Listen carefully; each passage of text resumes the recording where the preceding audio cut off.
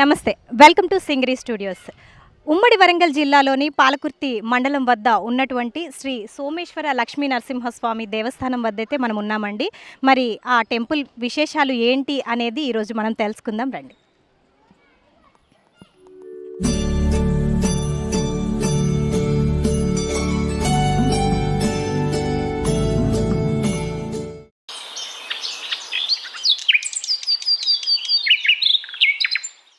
ప్రతి దేవస్థానంలో ముందుగా ఆ వినాయక స్వామిని దర్శనం చేసుకున్నట్టే ఇక్కడ కూడా మనకి ఆ గణపతి స్వామి దర్శనం అయితే ఇస్తున్నారండి. సో ఆ స్వామివారిని కూడా మనం దర్శనం చేసుకొని తదుపరి కార్యక్రమాన్ని మొదలు పెడతాం.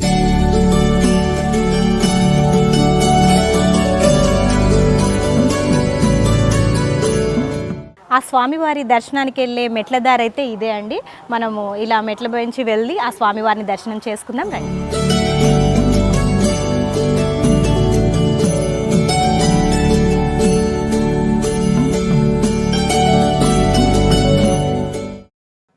ఇక్కడ మనతో పాటు కొంతమంది భక్తులైతే ఉన్నారండి. సో వారి మాటల్లో కూడా ఆ స్వామివారి విశేషాలని అడిగి తెలుసుకుందాం. అమ్మ నమస్తే. నమస్తే అమ్మ చెప్పండి, అంటే మీరు ఎప్పుడు వస్తూ ఉంటారా ఈ టెంపుల్కి? శ్రావణ మాసం వస్తాం, కార్తీక మాసంలో వస్తాం, జాగరాలకు వస్తాం, నిద్ర చేస్తాం, మళ్ళీ ఏమడాలకు పోతాం, ఏమడా అక్కడ నిద్రలు 2 నిద్రలు చేస్తాం. ఎప్పటికీ పోతూనే ఉంటాం, వస్తాం. లక్ష్మీనరసింహ స్వామి సోమేశ్వర ఎంత భక్తి మాకు రాజేశ్వరుడు అంత భక్తి. ఆయన ఉన్నట్టు ఈయనకు దర్శనం చేసుకుంటాం, ఆయనకు దర్శనం చేసుకుంటాం. ఆయన మాలో ఉన్నాడు కాబట్టి మేము తిరుగుతాం. అంటే ఇప్పుడు చెప్పండి అమ్మ, అంటే మీరు ఇవన్నీ పసుపు కుంకుమ పెడుతూ వెళ్తున్నారు కదా, అంటే ఇదేమైనా మొక్క లేకపోతే పిల్ల పాపలు ఉన్నా లేకపోతే మనకి ఇంట్లో ఆరోగ్యం లేకున్నా ఇలా మొక్కుకున్నాం అనుకో, మేము మెట్టు ఉదించుకుంటా పోతాం అని అది ఒకటి మొక్కుతాం. మెట్టుకు 1 కొబ్బరికాయ కొడతాను మొక్కుతాం, 101 కొబ్బరికాయ కొడతాను మొక్కుతాం. దేవుడికి దర్శనం చేసుకొని కొట్టిపోతాం. అట్లా మెట్లు పై దానికి కుదుర్చుకుంటూ పోతాం. అక్కడ పోను కార్తీక మాసంలో అభిషేకం మొక్కాలని అనుకుంటే మొక్కులుంటే మాకేమన్నా పిల్లలకో తండ్రులకో ఎవరికైనా ఇబ్బంది వస్తే అభిషేకం చేస్తాం తండ్రి మేము అని మొక్కుతాం. అభిషేకం చేస్తాం, చేసి మళ్ళా గణదీపం ఎత్తుకోవాలన్నా ఎత్తుకుంటాం.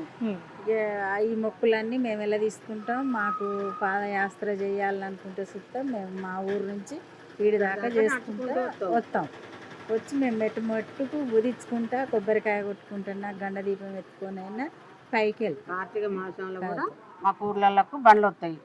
అందులో పోసే నూనె కాక మళ్ళీ 160 ఒత్తులు తీసుకొని మళ్ళీ నూనె తీసుకొచ్చి పైకి ఎక్కి పైన నూనె పోసి ఒత్తి ముట్టించి దేవుని దర్శనం చేసుకొని తెల్లారినకు పోతాం.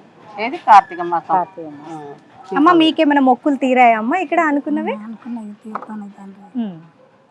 మీకు ఎలా అనిపిస్తుంది ఇక్కడ? మంచిగా అనిపిస్తుంది. ఇక్కడికి వచ్చేట వల్ల మాకు మంచిగా అనిపించింది. మేము మెట్టుకు ఎక్కుంటా నా కొడుకు పెయిన్లు అయితే మంచిగా దేవుని తలుచుకుంటామని వచ్చినాం. నా కొడుకు పెయిన్లు అయింది, మంచిగా సంతోషంగా ఇక్కడికి వచ్చినాం. థ్యాంక్ యూ అమ్మ. గిరి ప్రదర్శనకు వెళ్ళే దారి అయితే ఇదే అండి. 2 కొండల మధ్య నుంచి స్వామివారి దర్శనానికి వెళ్ళే దారి అయితే ఇదే. సో వెళ్దాం రండి.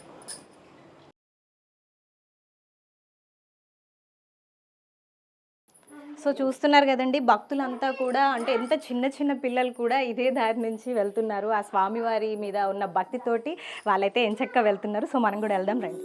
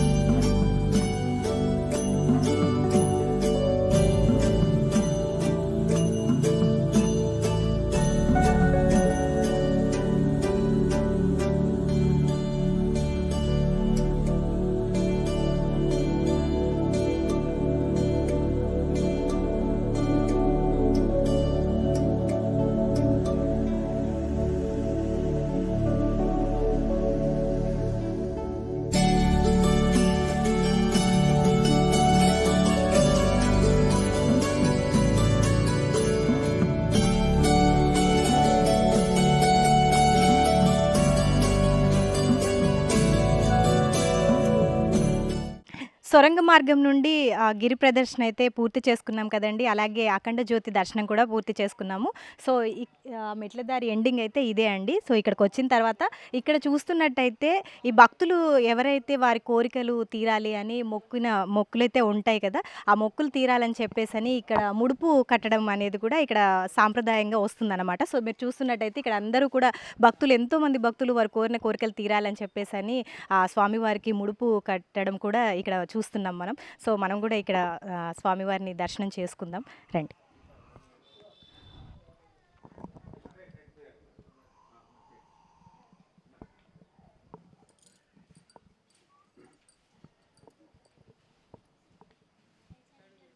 సో, చూశారు కదండి, ఇక్కడ మనతో పాటు మరికొంతమంది భక్తులైతే ఉన్నారు. సో, వారితో కూడా మాట్లాడదాం. నమస్తే అండి. మేము నల్గొండ జిల్లా నకరికల్ నుంచి వచ్చామండి. సార్ చెప్పండి, అంటే ఎప్పుడు వస్తూ ఉంటారా? మీకు ఇక్కడికి రావడం వల్ల ఎలా అనిపిస్తుంది? ప్రతి ఇయర్ వస్తున్నామండి. పెళ్ళైన కాడ నుంచి కూడా ఇయర్ రావడము, దర్శించుకోవడము, శివరాత్రికి రావడము, ఇక్కడ నిద్ర చేసి వెళ్ళడము చాలా మంచిగా అనిపించేది మాకు. మా కులదైవం కూడా ఈశ్వరుడే, నందీశ్వరం. మాది మన శివగోత్రం అనమాట. మాది లింగాయత్స్ ఉండవు అనమాట. అట్లా అమ్మ చెప్పండి, అంటే ఇక్కడ చూస్తున్నట్టయితే వీళ్ళు కోరిన కోరికలక ముడుపులు అయితే కట్టారు. అంటే దీని ప్రత్యేకత ఏంటి? అంటే ఇక పిల్లలు కానోళ్ళు కూడా ముడుపు కడితే వాళ్ళకి ఏమంటారు తొట్టల కలుగుతుందని ఉద్దేశంతో కట్టిపోతారు. వాళ్ళకి కట్టినందుకు వాళ్ళకు కూడా నెరవేరుస్తుండనమాట ఆ దేవుడు. అమ్మ మీకు కోరిన కోరికలు తీరాయి? నాకు మంచిగా అనిపించే వస్తున్నామమ్మ.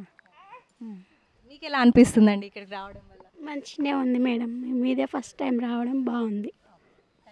Thank you. మెట్లదారి గుండా స్వామివారి ఆలయానికి అయితే వచ్చేసామండి. సో, మొత్తానికైతే ఎంట్రన్స్ అయితే ఇదే. సో, లోపలికి వెళ్ళి ఆ స్వామివారిని అయితే దర్శనం చేసుకుందాం రండి. ఇక్కడ మనతో పాటు మరికొంతమంది ఆలయ అర్చకులు అయితే మనతో పాటు ఉన్నారండి. సో, వారిని కూడా అడిగి తెలుసుకుందాం ఈ ఆలయ విశేషాలు ఏంటి అనేది, వారితో కూడా మాట్లాడదాం. నమస్కారం అయ్యగారు.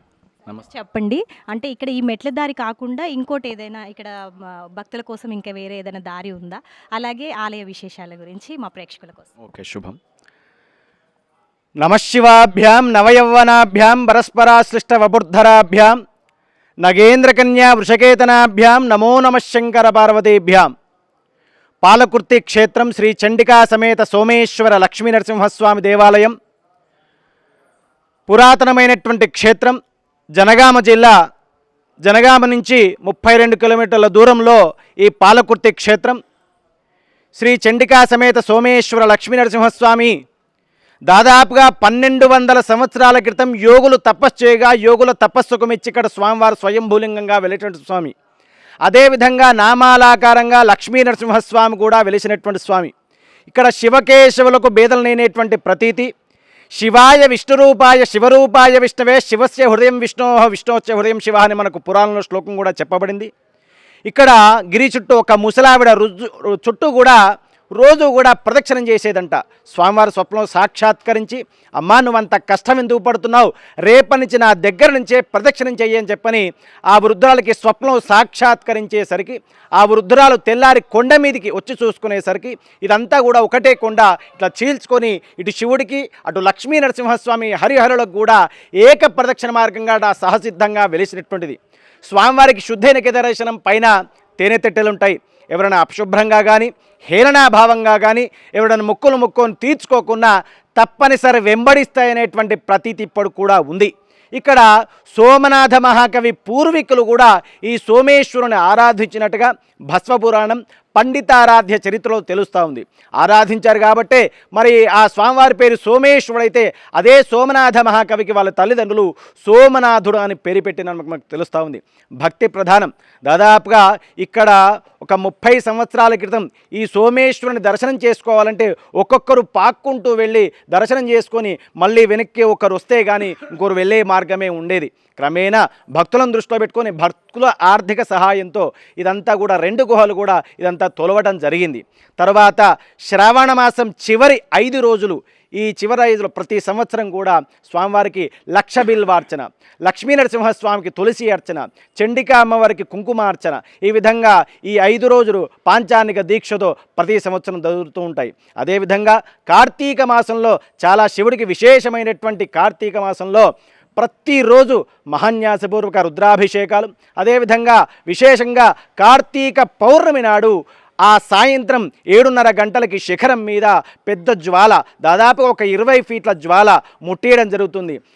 మూడో జ్యోతిగా శబరిమలై, అరుణాచలం, అదేవిధంగా ఈ పాలకుర్తి క్షేత్రంలో మూడో క్షేత్రమైనటువంటి ఈ క్షేత్రంలో దాదాపుగా ఒక 8-9 సంవత్సరాల నుండి ఆ జ్యోతి వెలిగేయడం జరుగుతుంది. ఈ గుట్ట ప్రాంతం అంతా కూడా భక్తులంతా కూడా దీపాలతో, చాలా విశేషమైనటువంటి దీపాలంతా వెలిగిస్తూ ఉంటారు.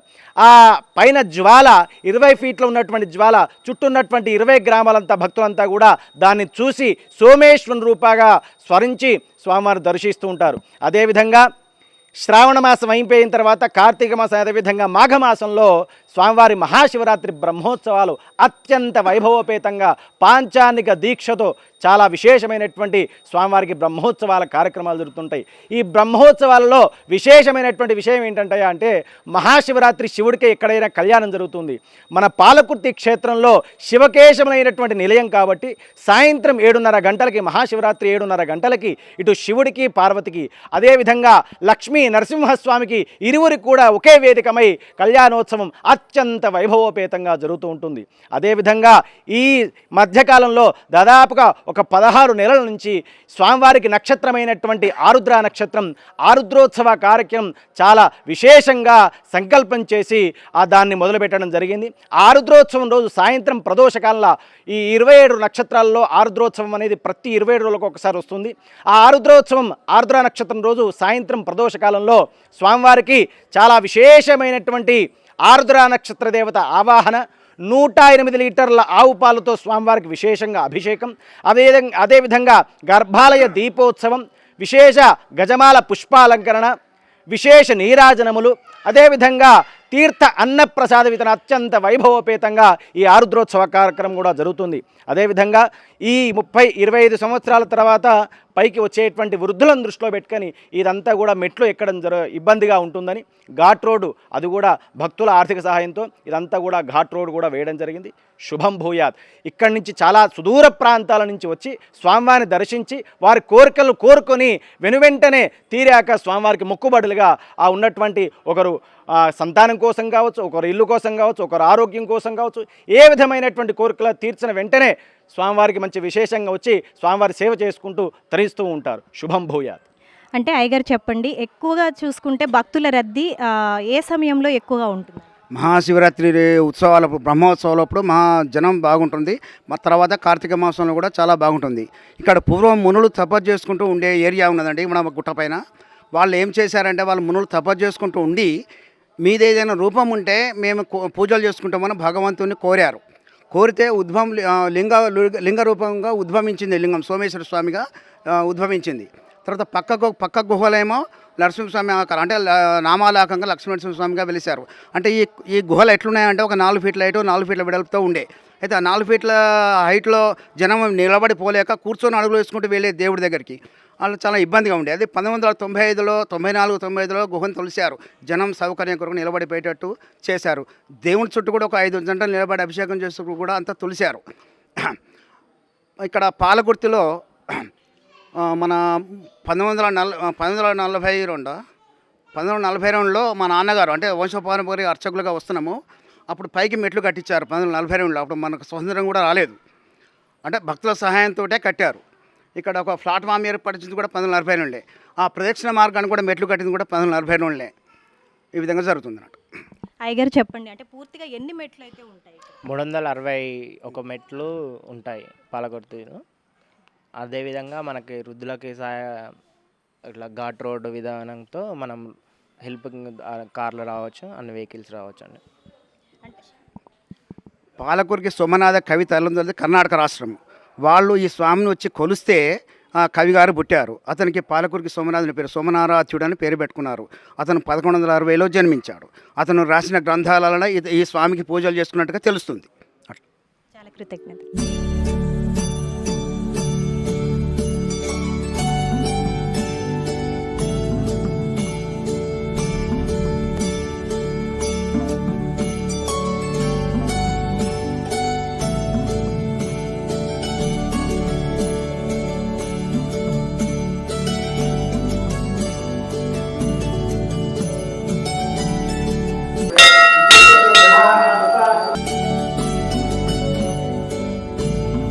సోమేశ్వర స్వామి ఆలయం లోపలికైతే వచ్చేసామండి. ఆ స్వామివారి దర్శనం చేసుకుందాం రండి.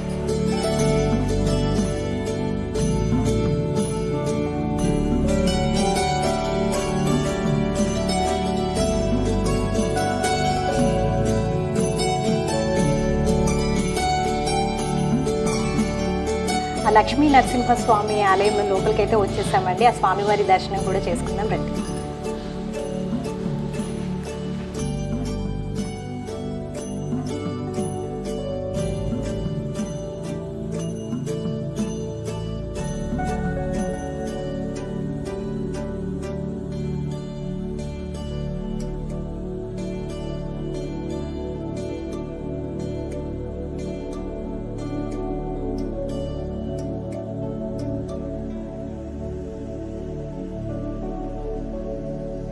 ఆ శివకేశవుల దర్శనం అయితే చేసుకున్నాం కదండి. మనతో పాటు ఉప ప్రధాన అర్చకులు బీవీఆర్ శర్మ గారు మనతో పాటు ఉన్నారు.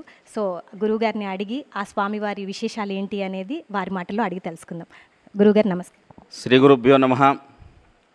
శ్రీ పార్వతీ సోమేశ్వర స్వామినే నమః. యోగులు తపస్సు చేస్తే వెలిసిన లింగం యోగలింగంగా పాలకుర్తి సోమేశ్వర స్వామి ప్రతీతి.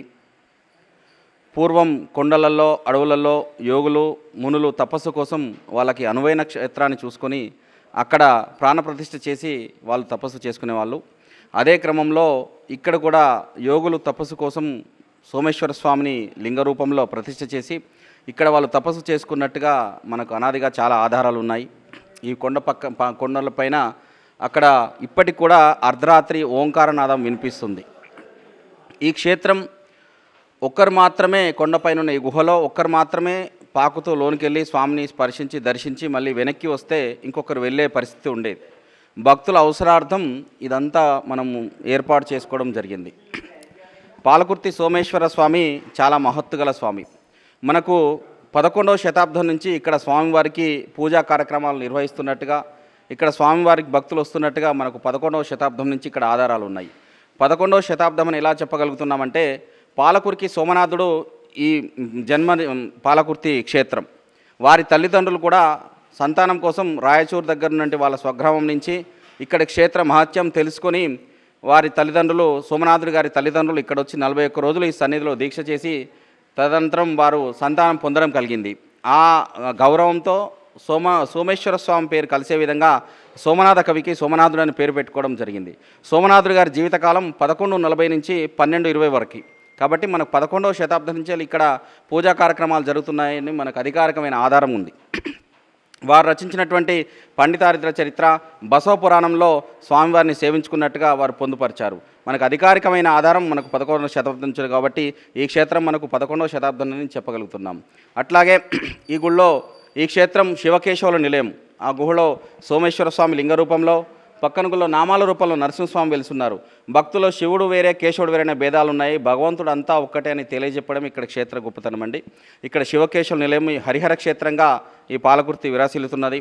ఇక్కడ అట్లాగే ఒక భక్తురాలు చిన్నప్పటి నుంచి తనకు జ్ఞానం తెలిసినప్పటి నుంచి కొండ చుట్టూ 3.5 కిలోమీటర్లు వస్తుంది. అనునిత్యం తను ప్రదక్షిణ చేసి స్వామివారిని దర్శించుకునేది. తను వృద్ధురాలు అయిపోయిన తర్వాత నా శరీరంలో సత్వం నశించింది, చేయలేకపోతున్నాను స్వామి అని చెప్పి స్వామివారికి నమస్కరించి తను ప్రదక్షిణ చేయకుండా ఊరుకుంటే అప్పుడు రాత్రి స్వప్నంలో సాక్షాత్కరించి మా గుహ చుట్టూ అవసరం లేదు, కొండ చుట్టూ మీకు ప్రదక్షిణ మార్గాన్ని ఏర్పాటు చేస్తున్నానని చెప్పేటప్పటికి గ్రామంలో ఉన్న పుర ప్రముఖులను పెద్దలందరూ తీసుకుని వచ్చేటప్పటికి ఒకటిగా ఉన్న కొండ 2గా చీలింది. అదంతా ఇప్పుడు మీరు ప్రదక్షిణ మార్గంలో చూశారు. అట్లాగే ఇక్కడ స్వామివారికి రక్షక భటులుగా తేనెటీగలు ఉంటాయి. కొన్ని వందల తేనెటీగలు కొండకు ఉంటాయి. ఎవరైనా హేళన భావంతో కానీ మత్తు పదార్థాలు మాంసారం భుజించి ఎవరైనా వస్తే ఎన్ని వందల మందిలో వేల మందిలో ఉన్న వారిని వరకు ఇప్పటికీ తరిమేస్తాయి.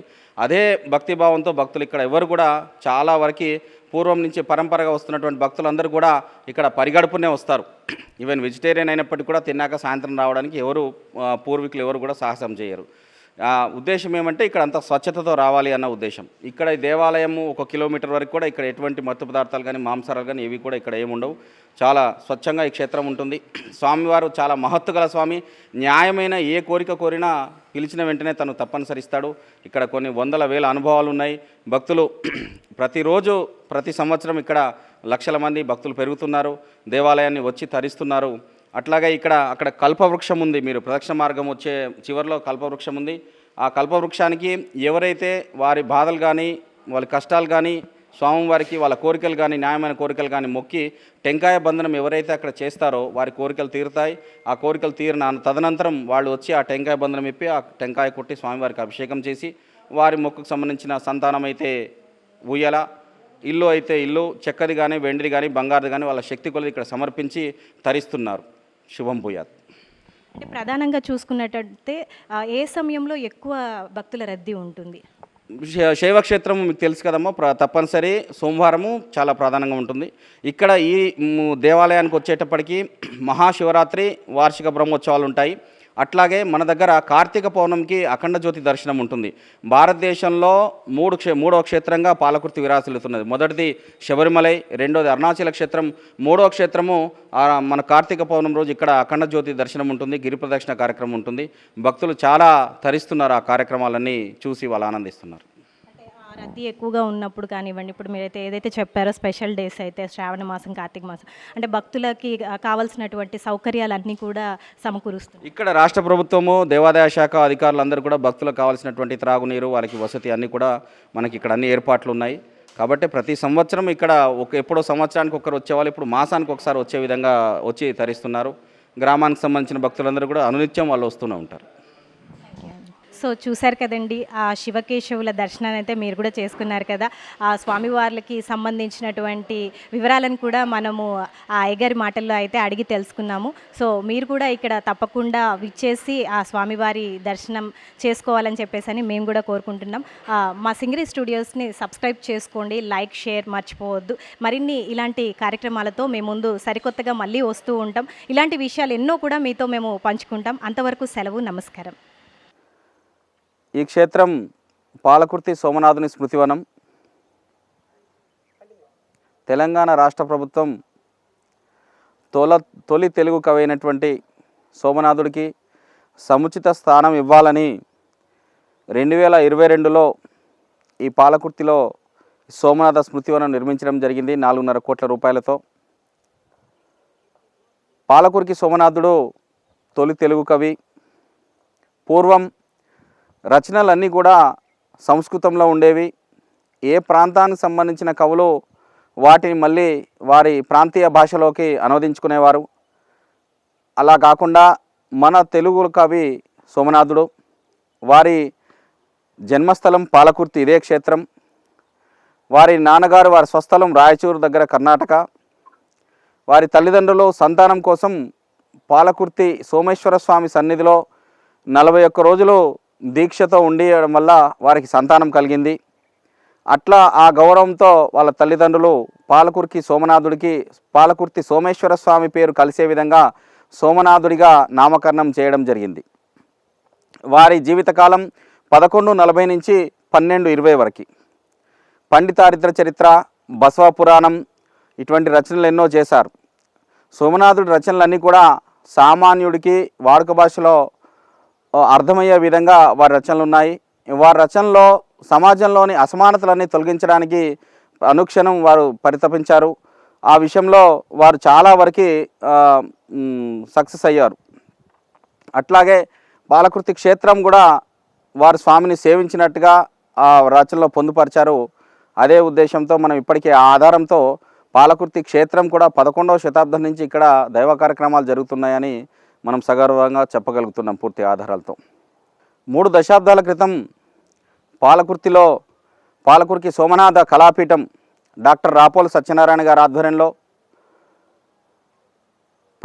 ఉపాధ్యాయులు సుదర్శన్ గారు, అట్లాగే సాయిలు, ఇక్కడ స్థానిక కవి, వీరందరి ఆధ్వర్యంలో 3 దశాబ్దాల క్రితం పాలకుర్తి సోమనాథ కళాపీఠం ఏర్పాటు చేసి సోమనాథుడికి సంబంధించిన రచనలని, ఆ కవులని, దేశవ్యాప్తంగా ఉన్న కవులందరినీ కూడా ప్రతి సంవత్సరం వాళ్ళు వార్షిక ఉత్సవాల ఆధ్వర్యంలో దేశంలోని కవులని, రచయిత్రులందరినీ కూడా సగౌరవపరుస్తున్నారు.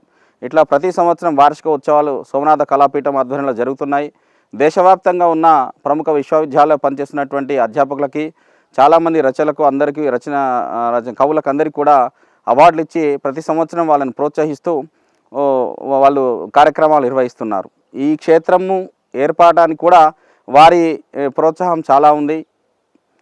ఇక్కడ ఈ పిహెచ్డి చేసే డాక్టరేట్ పొందాల్సిన విద్యార్థులకు కావాల్సినటువంటి సమాచారం వివిధ తెలంగాణ రాష్ట్రంలో ఉన్నటువంటి వివిధ యూనివర్సిటీలో ఉన్నటువంటి పోతన మన సోమనాథుడికి సంబంధించినటువంటి రచనలన్నిటిని కూడా ఇక్కడే పొందుపరిచి వారికి కావాల్సిన సమాచారం అందరిని కూడా ఇక్కడే కేంద్రీకృతం చేసి వారికి భవిష్యత్ తరాలకి అందించాలన్న ఉద్దేశంతో పాటుపడుతున్నారు.